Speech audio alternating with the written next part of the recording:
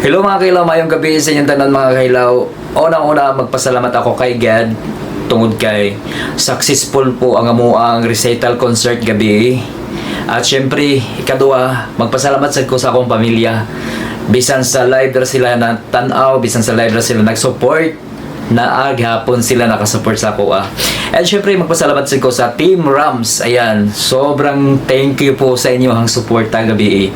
At pasalamatan ko yung mga sponsors ko sa ticket.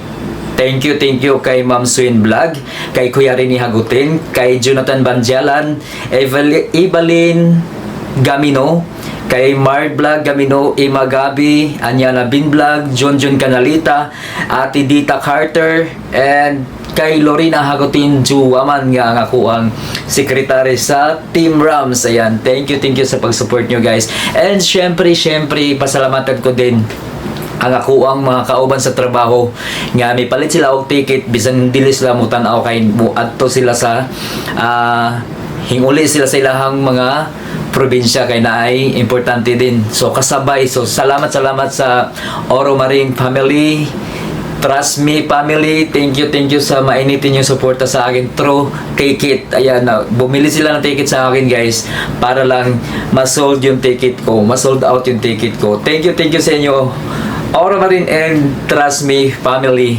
Maraming salamat po. And syempre pasalamatan ko din yung MKF Dynamic Star.